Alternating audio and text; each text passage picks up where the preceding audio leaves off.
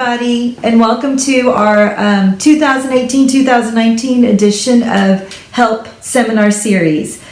We decided to do the first one on a video, and then we're going to do a live next week to kind of answer questions and give you some more insight and follow up.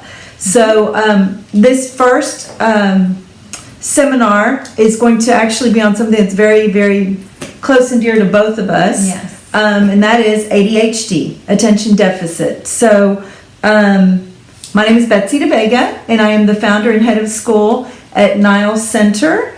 And I have been in education and working with children with attention deficit for close to 30 years now. On top of that, I have it completely running in my family, and I have a daughter who is blessed with the attention deficit as well.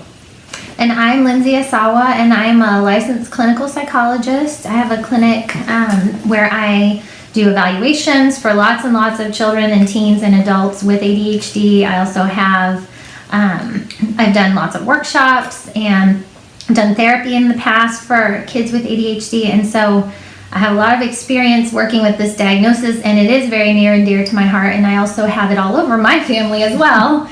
And so it is something that I've gotten a better understanding of, and I really enjoy getting to share that understanding with others.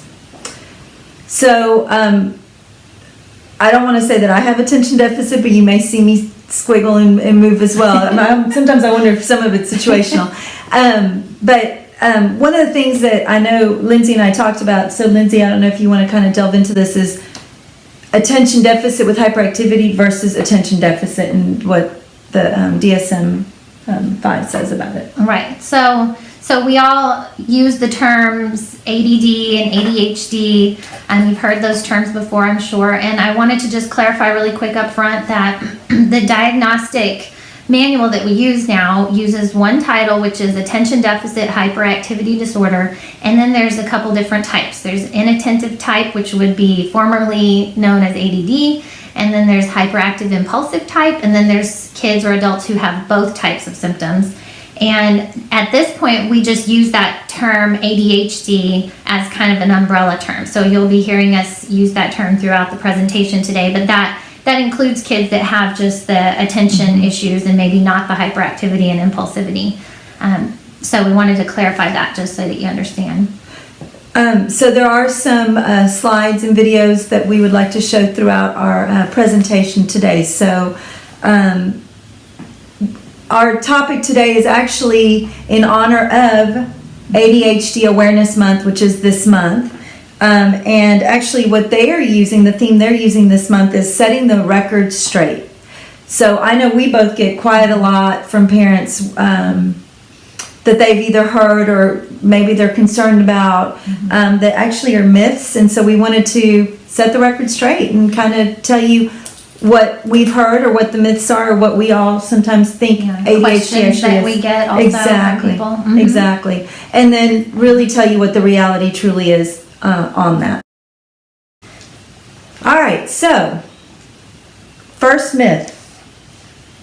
ADHD does not exist. It's not real. What's the reality? So we hear this one all the time, and there's a lot of controversy about this diagnosis. People tend to have strong opinions and strong feelings, and we do know the reality is that this is a real thing. I think that most pediatricians, most psychologists, most psychiatrists will agree that there is something to this. There's been decades of research now showing some real differences and a set of very clearly defined symptoms and behaviors and patterns that we see in people that have this diagnosis.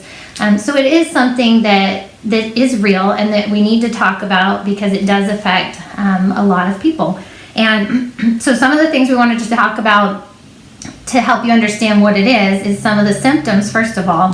So there's a couple sets of symptoms that we see. We see lots of the inattentive types of symptoms, so having trouble focusing and getting off track, getting distracted easily. Squirrel, yeah. And it includes some of the organizational issues too, just having trouble finding things and losing things and being a little bit scattered at times. So that's some of those inattentive symptoms. And then we also have a set of hyperactive and impulsive symptoms. So for some, it will be just difficulty sitting still, and for kids getting out of their seat all the time, excessive talking, interrupting, difficulty waiting their turn, doing things without thinking, just rushing through things and doing impulsive kinds of things. So those are some of the symptoms that we typically watch for. And we all struggle with some of those symptoms from time to time, and every child does.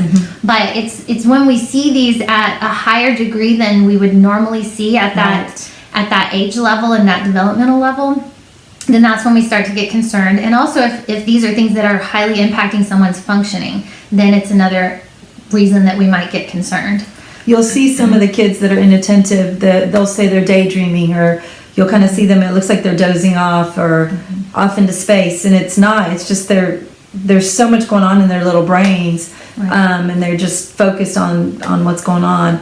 Or the little ones, I had one of those who has ants in their pants and just all over. They're like little Spider-Man. Constantly moving. Constantly moving. We have some of those at school right now, and so it's really fun to watch them. And I want to say too that some of those inattentive symptoms, because of what you said, they're sometimes harder to identify because a lot of them are internal. And so you can have kids that are very well behaved and seem to be doing just fine. Teachers don't have any complaints, but for some reason they're not working up to their potential. Their grades are slipping and they're having trouble staying organized and getting things turned in. And so we start to see that there might really be an underlying concern there. Right. They may not finish a worksheet, and it looks like they just didn't want to do it, or they refused, or but actually it's just they get distracted, or if you're doing something on the board and they're over here daydreaming, and then they lose track, and it looks like they're not really understanding what's going on, but it's just they're distracted. Yeah. So those are the symptoms that are harder to see. It's easier to see the hyperactive and the impulsive symptoms. Those are the kids that we can all spot them. So oftentimes those kids are diagnosed at a younger age because it is something that we see a little earlier. And it might be a little bit later that we learn that someone struggles with the inattentive symptoms of ADHD.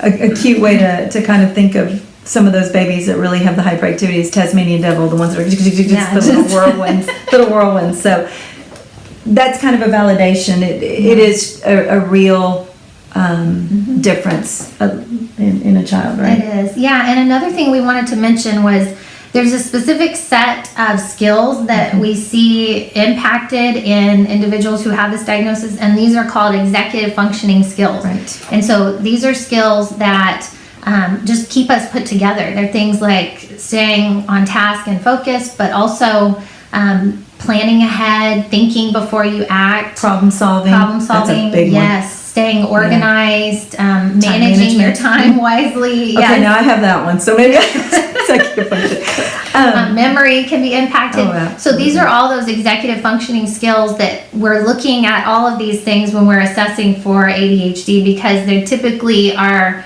several of those skills that are impacted, and they really can be a big deal, and they can very much impact your functioning. And those babies that suffer from this, the executive function concerns are usually behind, about 2 years, or you usually see some. It's kind of looks like a developmental delay because there really is a developmental delay going on. So yes, a lot of parents one of the areas that parents get confused is that they have a very intelligent child whose intelligence is up here, but their behavioral functioning, their maturity level, their social functioning, and emotional functioning, those can be down here. And so there's this strange gap, and we're wondering what's going on. Why do we have this gap? And sometimes that can be a red flag that it could be some potential symptoms of ADHD that are causing that gap.